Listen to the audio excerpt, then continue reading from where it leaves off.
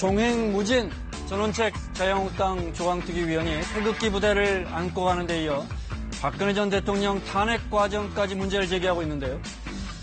과유불급인가요? 김병준 비대위원장이 결국 브레이크를 거는 모습입니다. 보수 통합과 인적 쇄신은 함께 갈 수 없는 동상이몽일까요? 자, 사사건건 시작합니다.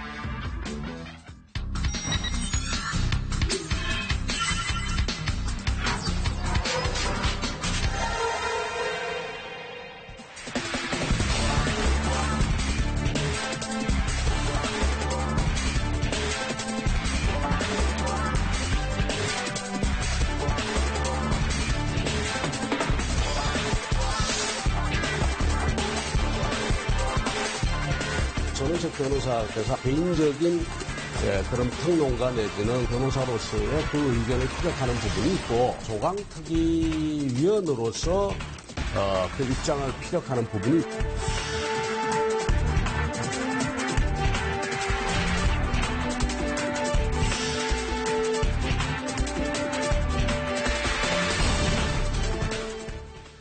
여의도 사사건건. 자, 금요일입니다. 박시영 평론가, 최진봉 교수 모셨습니다. 어서 오십시오. 안녕하세요. 반갑습니다. 네. 자, 제가 종횡무진이라고 말씀드렸는데, 사사건건이라고도 할 수 있고, 전원책위원회 조광특위, 자유한국당 조광특위위원회 최근 논란의 발언들 먼저 좀 들어보겠습니다. 촛불 시위는 두고 이 정부는 촛불 혁명이라고 부르고 태극기 들고 나오시는 분 자꾸 태극기 부대라고 표현을 합니까? 마치 그 태극기 부대는 극우다 이런 식의 표현을 하고 그리고 그렇지 않은 보수는 뭐 건전한 보수다 뭐 이런 식의 표현을 한다면서 나는 지나친 그 왜곡이라는 생각을 해요. 하자가 분명히 있어요. 헌법재판소가 지나친 월권을 한 부분이 있다. 저는 이런 생각은 제가 당당하게 말씀드리겠습니다. 소수 의견 하나 없는 그런 헌법재판소 결정문을 내놓고 우리가 정말 법과 양심에 의해서 이 결정을 내렸다고 한다면 그건 지나친 자기 강변입니다. 일단 두 분 의견을 좀 여쭤볼까요? 네, 워낙 화제가 된 발언이라 왜 촛불 시위는 촛불 혁명이고 태극기 부대는 혁명이 아니고 부대냐 이것도 있고 그다음에 이제 탄핵 과정에 절차상 하자가 있었다 이 부분 어떻게 보셨습니까? 어쨌든 헌재에서 판결을 한 거 아닙니까? 탄핵에 대해서 입장을 냈기 때문에 저는 좀 무리한 주장이라고 보고요. 탄핵에 대해서 부인하시지는 않는 거죠? 그런데 물론 부인하지는 않는다고 하셨어요. 근데 실 내용을 들어보면 그렇지 않은 것 같아요. 요즘에 이제 태극기 부대를 굉장히 지금 지켜 세우고 있거든요. 고도의 전략이 담겨 있다고 보여지긴 합니다만 좀 적절하지 않는 것 같고요. 저는 요즘에 보면서 자유한국당 보면서 누가 당대표이지 헷갈리는 경우가 많습니다. 왜냐하면 김병준 비대위원장의 좀 존재감이 좀 없어요. 근데 아무래도 이제 전원책 위원이 대중성이 있고 이슈메이커이기 때문에 이 당대표로서 좀 월권행위 같은 거를 하는 거 아닌가라는 싶기도 합니다. 왜냐하면 전당대 김무성, 홍준표, 황교안 나오지 마라 뭐 이런 얘기도 하거든요. 본인이 대표도 아닌데 비대위원장도 아닌데 저렇게까지 할 수 있는 건가 싶기도 좀 합니다. 그래서 일각에서는 당을 위해서 뭔가 노력하기보다는 본인의 몸값 올리기에 너무 급급한 거 아닌가 하는 비판하는 시각도 당내에 좀 있는 것 같아요. 네, 저는 그렇게 생각해요.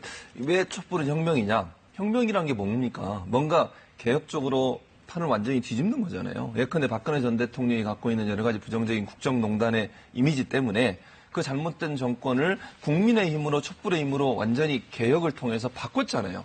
그러니까 그건 혁명인 거죠. 그럼 태극기 부대가 거기 나와서 했던 일은 뭡니까? 태극기 부대는 그거 잘못됐다고 얘기하고 박근혜 전 대통령이 죄가 없다고 얘기하고 탄핵도 잘못했다고 얘기하는 사람들이에요. 그게 혁명입니까? 현 체제를 지키겠다는 것이고요. 국정농단의 그런 여러 가지 잘못된 행위를 한 집단을 계속 끌고 가겠다는 의도를 갖고 한 거기 때문에 그건 혁명이 아니죠. 그건. 그러니까 부대인 겁니다. 지키겠다고 했기 때문에. 그래서 부대다? 예, 그렇게 알겠습니다. 얘기하는 부대가. 그리고 이게 칼잡이가 되려면 좀 입이 무거워야 합니다. 근데 조금 너무 이렇게 앞서가시는 것 같아요. 그리고 주장도 일관성이 좀 없어 보입니다. 어떨 때는 김무성 전 의원을 막 지켜 세웠다가 어떨 때는 굉장히 비판하고 좀 그러다 보니까 신뢰가 좀 떨어지는 게 아닌가. 그 부분을 좀 유념해서 그 행동을 할 필요가 아직 있다. 본격적으로 쇄신 작업이 들어간 건 아니니까요. 네. 김병준 비대위원장도 이런 논란에 한마디 보탰습니다. 들어보겠습니다.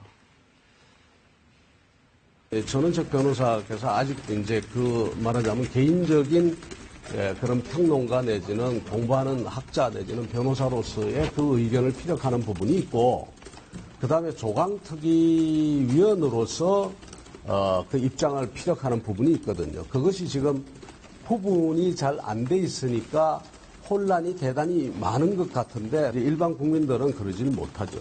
혼란이 좀 있다. 그러니까 변호사로서 정치 평론할 때 그 평론 아니고 지금은 조강특위 위원인데 네. 조금 조심했으면 하는 것 같은 뉘앙스가 느껴집니다. 네. 그렇습니다. 이게 경고 발언으로 볼 수가 있는데 경고로 보십니까? 저는 어떻게 경고라고 보면 봅니다. 뭐 정리 정도가 될 것 같기도 하고. 경고하는 건데요. 중요한 거는 네. 전원책 비대위원이 이거를 들을 것 같지가 않아요. 왜냐하면 네. 본인이 지금 이슈 메이커이기도 하고 네. 어떻게 보면 아까 비대위 이상이 좀 땅에 떨어졌고 정치적 야심이 좀 있는 인물이 아닌가 그런 생각도 듭니다. 그리고 언론이 가만히 있지 않을 것 같아요. 왜냐하면 이분 말 한마디 한마디가 파괴력이 있기 때문에 인터뷰 계속 요청할 것 같고요. 그러다 보니까 지금 어떻게 보면 전원책 비대위원을 데려온 분이 김병준 비대위원장입니다. 네. 자충수를 둔 게 아닌가 이런 어떤 걱정도 좀 하고 있지 않을까. 정치적 야심은 어떻게 보세요? 전원책 변호사가 조강특위 네. 위원이 정치적 야심은 일반적으로는 세간에는 소나 기를 것으로 네. 김병준 위원장은 조금 이렇게 네. 정치의 뜻이 있는 것 같고요. 그 부분은 어떻게 보세요? 뭐 그렇게 아직까지는 그렇게 보여요. 네. 그런데 그렇다 하더라도 전원책 위원이 어떤 역할을 하느냐에 따라서 상황이 바뀌지 않겠어요? 제가 볼 때는 평론가로서 뭐 오랫동안 활동을 하셨잖아요. 네, 그 네. 정치에 대해서 본인이 잘 안다고 생각하시고 물론 실제 정치하고 평론하고는 다르지만 그런 차원에서 본다면 전원책 변호사 지금 입장에서 한번 본인이 정치적 뜻을 적극적으로 표시하거나 아니면 나타낼 가능성은 낮다고 봐요. 그러나 본인이 조강특위에 들어가서 뭔가 역할을 하고 자유한국당 내에서 뭔가 의미 있는 일을 했다고 생각하고 본인을 따르는 사람들이 많아지면 어떻게 되겠습니까? 저는 충분히 정치에도 발을 담글 그렇게 거로 보세요? 봐요. 그리고요, 이 네. 김병준 비대위원장이 왜 이 대목에서 이야기를 했냐면, 전원책 의원한테 경고성 발언을 했냐면, 이게 중요한데, 뭐냐면 태극기 부대를 너무 지나치게 추켜 세우면, 이 탄핵에 대한 찬반 구도가 형성이 됩니다. 네. 그러면 선거에서 필패 구도죠. 왜냐하면 국민 대다수가 탄핵에 대해서 입장을 갖고 있지 않습니까? 네. 그렇기 때문에 악화가 양화를 구축한다는 말이 있는데, 딱 그런 현상이 아닌가, 그렇게 네. 보여집니다. 그 자리에서 다시 전원책 조강특위 위원 이야기입니다. 그 자리에서 이제 사흘 전에 김무성, 홍준표 전 대표 같은 분들은 나오지 마라는 입장을 분명히 하시더라고요. 뭐 좀 애둘러 말씀하시긴 했지만 성찰도 필요하고 물러설 때 물러나야 한다. 이 말이 뭐 나오지 마라는 뜻 같아요. 네, 그렇습니다. 자, 그분들이 나오지 말한다고 안 나올 분 같지도 않지만 안 나온다면 거긴 누가 올라갈 것 같습니까? 그럼? 저는 떠오르는 이게 이제 분들이. 네. 오세훈 전 시장이 네. 상당히 유력해지지 않나. 왜냐하면 다른 분들은 개파에 대한 어떤 자기 색깔이 굉장히 분명하거든요. 그러다 네. 보면 개파 대립이 굉장히 격화될 수 있기 때문에 정치적 추대 비슷하게 오세훈 전 시장한테 당권이 가는 거 아닌가. 지금 그렇게 예측하고 있습니다. 비교적 개파 색깔이 옅은 그렇습니다. 네, 오세훈 전 시장에게 이전에 제가 평론가님께 여쭤봤을 때 유승민 의원은 큰 판에 분명히 뛰어든다. 빠르면 올해도 뛰어들 수 있다. 이렇게 말씀하셨어요. 네. 근데 그때 여쭤보고 지금 한 2, 3주 지났는데 자유한국당이 생각하는 비대위가 생각하는 텐트가 커졌어요.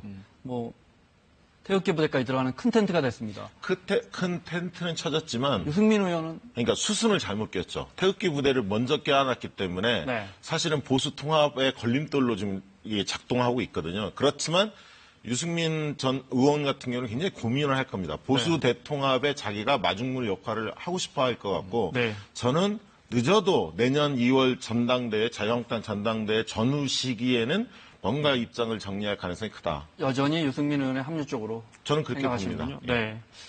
손학규 대표도 이 자리에서 지난주에 절대 안 갈 거다. 아니, 본인이 지금 당대표 하고 있지 않습니까? 흔들리면 안 되죠, 당이. 알겠습니다. 네. 자유한국당 이야기 좀 더 해보겠습니다. 정의당과 자유한국당이 오늘 아주 재밌는 논평을 주고받았는데 이런 겁니다. 정의당 이정미 대표가 비정규직 정규직화의 잘못된 부분만 패야지 자유한국당이 아니 비정규직을 정규직화하는 것까지 패면 그 어떻게 되느냐 여기에 대한 김성태 원내대표의 이야기 들어보겠습니다. 한 놈 더 패는 건 맞는데 뭔가 정의당이 잘못 알고 있는 것 같아서 한 말씀 해드리겠습니다. 비정규직 정규직화를 패는 것이 아니라 비정규직 정규직화를 빌미로 자기 사람 챙기기에 여념이 없는 행태를 펴는 것이라는 점을 다시 한 번 더 말씀드립니다. 상대가 어느 지점을 펴고 있는지도 잘못 알아볼 정도로 눈에 난시가 있다면 민주당도 정의당도 시력 교정부터 하고 나서길 바라겠습니다. 시력 조정해라. 그랬더니 정의당 최석 대변인 이야기 들어볼까요? 자유한국당 김성대 대표의 충고로 안과에 다녀왔습니다. 정의당이 난시로 시력 교정을 받아야 한다면 자유한국당은 난청으로 가까운 이비인후과의 치료를 받아야 할 것입니다. 국민들이 이렇게 큰 소리로 욕을 하는데 못 알아들을 것을 보면 불치병에 가깝지만 현대의학의 힘을 총동원해 치료에 매진하면 좋은 결과가 있을 수 있습니다. 우리 주변의 기적은 생각보다 많이 일어납니다. 우리 주변의 기적은 생각보다 많이 일어난다. 아니, 며칠 전부터 다래끼가 났대요, 최석 대변인이. 네. 그런데 안과 갔다 와라고 하니까 이게 어떻게 공교롭게 맞아 떨어졌어요. 이걸 보면서요.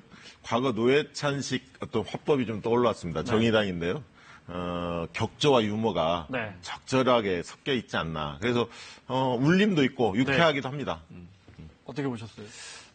그러니까 재미는 있죠. 근데 다만 네. 이제 저는 난청, 난시 이런 발언들이 국민들이 볼 때는 조금 격을 좀 높였으면 좋지 않을까 하는 생각도 할 것 같아요. 재미는 물론 있지만. 이제 네. 재미는 있지만 그래서 재밌게 해학적으로 표현하는 건 좋은 것 같은데 그럼에도 불구하고 난시, 난청은 사실은 좀 듣는 사람 입장에서는 또 네. 국민들 입장에서 상당히 좀 불쾌하게 들릴 수 있는 단어이지 않습니까? 그렇게까지 공격을 하는 것이 물론 네. 잘못된 부분을 지적하는 건 분명히 필요하다고 보지만 조금 더 품격 있게 했으면 좋았을 뻔했다 이런 생각이 듭니다. 정의당 논평 중에 그 노회찬 의원 이야기해서 생각나네요. 공수처, 고위공직자 비리 수사처 자유한국당이 주저하니까 네. 모기들 반대한다고 F킬러 안 사냐라고 이제 불과 몇 달 전에 과거에 노회찬 의원이 발언한 것 중에 그런 발언도 있었습니다. 이제 평창올림픽을 평양올림픽 아니냐 자유한국당이 비난을 하니까 뭐라고 되받아쳤냐면 그러다 보면 냉면에 대해서도 우리가 할 말을 해야 한다. 냉면 하면 함흥냉면, 평양냉면인데 그러면 한국당이 그 유식업체 항의하는 거 아니냐. 정치적 중립이 훼손됐다. 이런 발언도 했었죠. 네.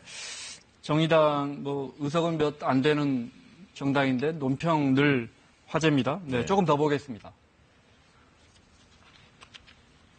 강원랜드 채용 비리 사안을 국정조사에 넣은 자유한국당의 결정을 환영합니다. 역시나 대한민국 제1야당의 품은 넓고도 깊었습니다. 내로남불은 소인 잡배들이나 하는 짓입니다. 자신과 타인을 평가하는 잣대가 동일한 자유한국당 입장을 환영합니다. 네. 그 자신이라는 게 자유한국당 안에 이제 강원랜드, 국정조사에 강원랜드까지 넣으면 자유한국당 안에 이제 의혹을 사고 있는 의원들이 있어서 그것도 비꼬는 것 같습니다. 과거 자유한국당 이은재 의원의 이거 이런데 이은재 의원이 그때 이제 겐세이란 당구 칠 때 우리가 예전엔 그렇게 배웠죠. 쓰면 안 되는 용어인데 이 말에도 정의당이 이렇게 말했습니다. 국회의원 공개석상 일본어 사용하는 건 부적절한데 마음이 아무리 급해도 300 이하 우리 마세이 금지라고 하는데 찍어치기 금지를 숙지해서 이런 적도 있고요. 하나 더 있습니까? 하나 더 볼까요? 네. 이거는 논란이 됐던 문제죠. 네. 자유한국당 김종석 의원이 본회의 출석 요구한 시민들 문자가 너무 많이 오니까 화가 나서 이렇게 뭐라고 하는지는 시청자 여러분이 아실 겁니다. 제가 읽기는 그렇고. 네, 이렇게 초성으로만 문자를 시민들에게 보내서 논란이 됐었는데, 그러자 정의당에서,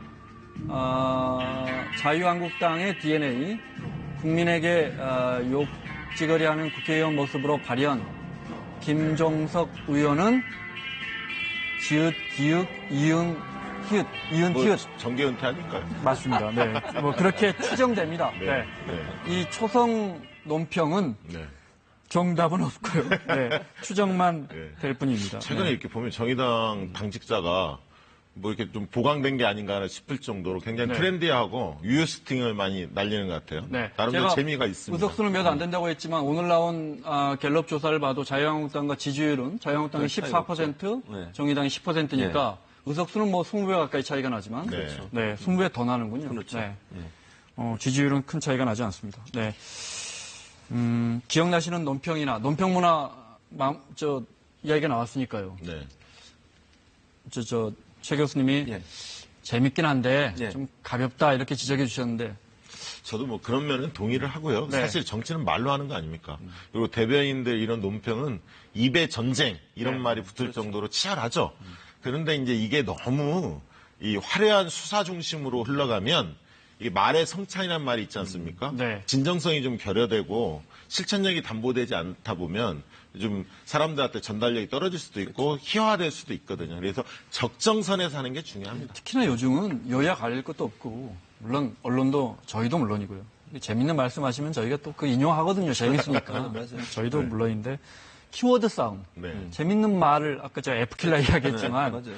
정치인들이 여야를 떠나서 이렇게 키워드 누가 재밌는 거 꺼내느냐 이게 또 화두인 것 같은데 이게 네. 사실은 이게 프레임 전쟁이잖아요. 네. 그러니까 어떤 단어의 이미지를, 그러니까 단어 하나가 이미지를 더 씌울 수 있거든요.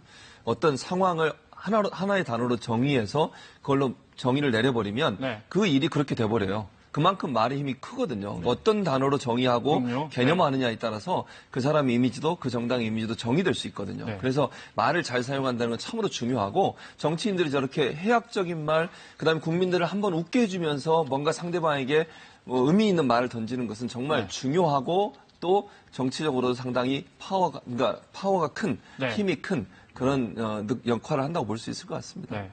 그 떠오르는 게 노무현 정부 말기에 이제 종부세 관련해서 세금 폭탄이라는 키워드가 나와버리니까 그렇죠. 네. 과세가 얼마나 힘들어졌습니까? 그죠? 맞아요. 폭탄이라는 단어. 전쟁이죠. 네, 프레임 전쟁입니다. 예전에는 이제 명대변인들이 많았었죠, 과거에는. 네. 자, 남북관계, 북미관계 좀 짚어보겠습니다. 북미회담이 내년 초로 미뤄지는 분위기입니다. 네. 일각에서 실무자급 종전선언 전망도 나오고, 네. 실무자급 종전선언이다. 낯선 표현입니다. 네, 맞습니다. 어떻게 보십니까? 이거 강경화 장관이 이야기한 건데요. 네. 그 하나의 여러 가지 방법 중에 하나의 방법으로 소개한 것입니다. 이걸 뭐 네. 깊게 검토했다는 느낌이 들지는 않고요. 네. 근데 이제 북한의 어떤 전략을 좀 잘 볼 필요가 있는데 북한에서는 사실 종전선언보다는 제재 완화를 원하고 있습니다. 그러니까 북한에 대해서 북한 시장에 대해서 관심을 갖고 있는 글로벌 기업을 유치해서 경제 성장을 해보겠다. 네. 이게 이제 북한의 전략이거든요. 그 전에 대북 제재 풀어달라. 네. 풀어달라는 겁니다. 그래서 지금 벌써 미국에서는 겉으로는 제재 완화 없다 이렇게 강경한 입장이지만 극비리에 미국의 곡물 기업 이런 데들이 방북하고 있고요. 네. 호주나 독일의 에너지 기업들도 앞다퉈서 방북하고 있습니다. 그래서 네. 그만큼 북한 시장이 매력적인 거죠.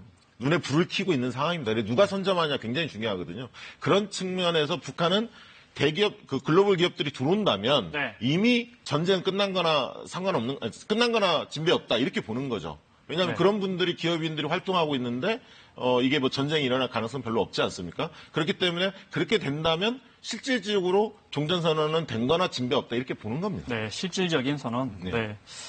뭐 한반도에 전쟁이 종식되는 그날을 뭐 우리 국민들 다 바랄 텐데 이제 걱정은 특히 보수 지형에서 걱정은 미국이 지금 속도 조절해라 시기상조다 이런 시그널을 여러 번 보이고 있는데 우리만 또 저렇게 너무 앞서가는 거 아니냐 이런 우려가 분명히 있습니다. 네. 그렇습니다. 그래서 종전선언에 대해서 뭐 저는 빨리 했으면 좋겠어요. 개인적으로 그렇습니다. 그러나 이제 미국 입장에서는 사실 북한의 어떤 하나의 카드잖아요. 이것도 종전선언이 무슨 물론 제가 볼 때는 환경이나 이런 부분은 이미 거의 뭐 종전선언처럼 가고 있지만 네. 그럼에도 불구하고 상징적으로 종전선언을 해준다는 것 자체가 북한을 하여금 체제 보장이라는 하나의 어떤 본인들이 원하는 하나를 얻을 수 있는 기회예요.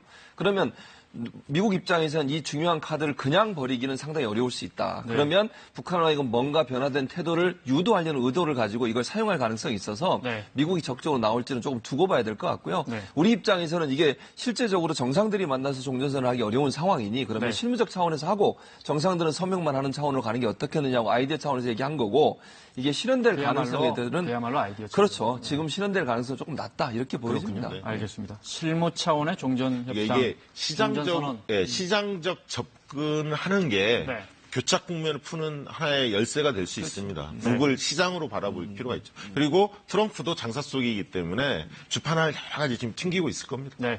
여러 정황이 말씀하신 것처럼 종전선언보다는 북한에서는 그런 어떤 종이에 사인하는 서명보다는 실질적인 실리, 경제제재 풀어달라 쪽으로 무게추가 분명히 네. 움직이고 있는 건 분명해 보입니다.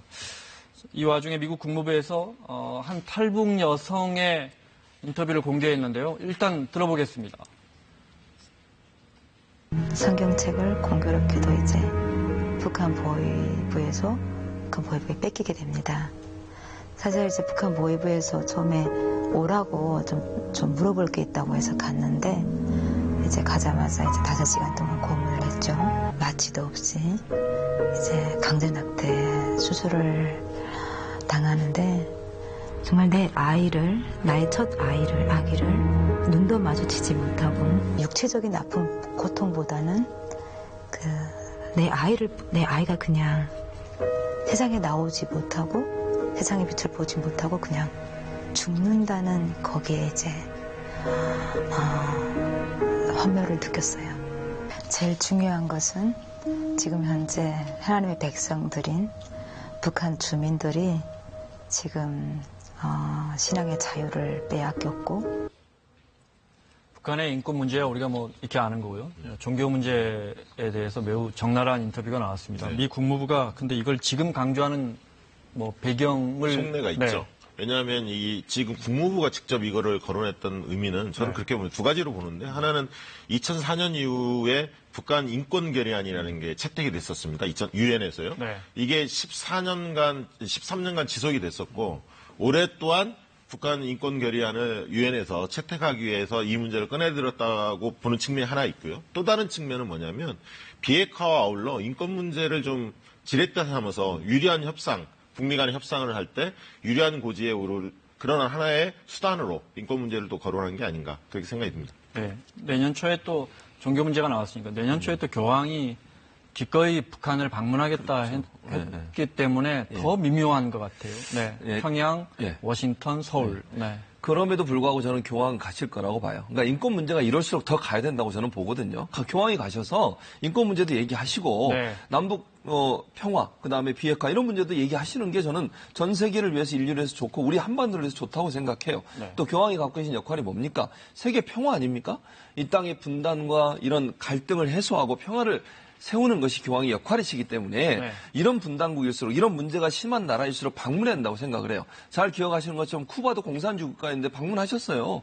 그리고 뭐 예전에 소련과 미국이 충돌할 그 상황에서도 교황이 중재 역할을 해서 그 충돌을 막았기도 했고요. 네. 이런 상황이라고 하면 팔레스타인도 방문하시고 그런 여러 가지 종교적 자유가 없는 나라도 방문하셨기 때문에 교황이 가시는 것 하나로도 충분히 저는 의미가 있다. 네. 그래서 저는 미국이 어떤 의도로 이런 걸 했는지 이게 혹시나 교황의 방문에 대해서 어떤 부정적인 영향을 미치게 한 의도로 했다 하더라도 교황은 신경 쓰지 않을 거라고 저는 봅니다. 네. 저도 같은 생각입니다. 네. 교황이 평양에서 김정은 위원장 앞에서 혹은 대중들 앞에서 인권을 이야기하는 날이 올지 지켜보겠습니다. 하긴 불과 몇 달 전에 우리 대통령이 가서 핵 폐기하자고 이야기했으니까요. 그럼요. 네, 북한 주민들 앞에서. 네. 북미 대화 연기되는 것 같고 종전선언도 쉽지 않은 상황에서 우리 청와대는 김정은의 답방을 여전히 연내 답방이잖아요. 원래 계획대로 하면 여전히 기대하고 있다 이런 이야기를 했어요. 기대하면서 대비는 하고 있습니다. 그러나 청와대 기류를 이렇게 좀 탐색을 해보면 쉽지 않다 보이는데? 이렇게 네. 좀 판단하고 있는 것 같습니다. 왜냐하면 여러 가지가 다 연관돼 있기 때문에 네. 북미 간의 정상회담 뭐가 이게 좀 풀려야 네. 그게 되는데 지금 쉽지가 않아서 연내까지는요. 네, 넘어가는 알겠습니다. 분위기입니다. 저희가 마무리하기 위해서 재미삼아 돌발 퀴즈 하나 준비했습니다. 주십시오. 네. 난이도가 매우 어렵습니다. 다음 중 가장 빠른 것인데 이렇게 생각하시면 될 것 같아요. 올해 안에 혹시 될 거 있을까요? 1. 김정은 위원장의 답방 2. 북미 정상회담 3. 황교안 전 총리의 입당 4. 탁현민 행정관의 사임 저는 3번. 3번. 네.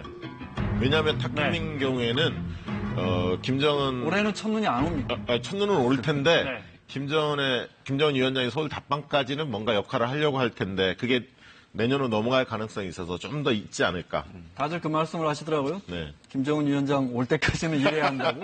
자, 4번. 예문 하나 다시 주십시오. 최 교수님 위해서. 네.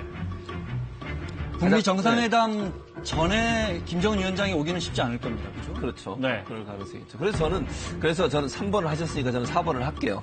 아, 네. 탁현민 행정관 사임, 뭐냐면 본인이 이제 올해 안에 어쨌든 그만두겠다고 했고, 네. 그리고 이제 김정은 위원장의 답방도 물론 지금 상황으로 봐서는 어려워졌지만 네. 그래도 전혀 사라진 카드는 아니라고 저는 보거든요. 네. 왜냐하면 차라리 김정은 위원장 우리를 방문해서 한 번 더 회담하고 또 다른 성과를 내면 북미 회담을 견인하는 견인차 역할도 할 수 있을 가능성이 있다고 봐요. 그래서 네. 저는 개인적으로는 이런 상황에서라도 김정은 위원장이 답방을 해서 우리나라에 서울도 최초로 오는 거잖아요, 사실은. 네. 그것도 의미가 있고 또 국제사회에 던지는 메시지도 있으니까 김정은 위원장이 와서 회담하고 그리고 탁현민 행정관은 그 행사를 마지막으로 사임하고 이 두 가지가 올해 안에 이루어졌으면 좋겠습니다. 근데 이제 제일 좋은 건 그러면 황교안 전 총리의 입당이 입당. 11월에 이루어질 수도 있습니다. 그렇군요. 네. 그럴 가능성도 있죠. 황교안 전 총리가 자유한국당 입당하고 첫눈 오기 전에 김정은 위원장이 답방해서 네. 자 여기서 사사건건 여기서 박시영 평론가 인사드리고요. 다음 주에 뵙겠습니다. 네.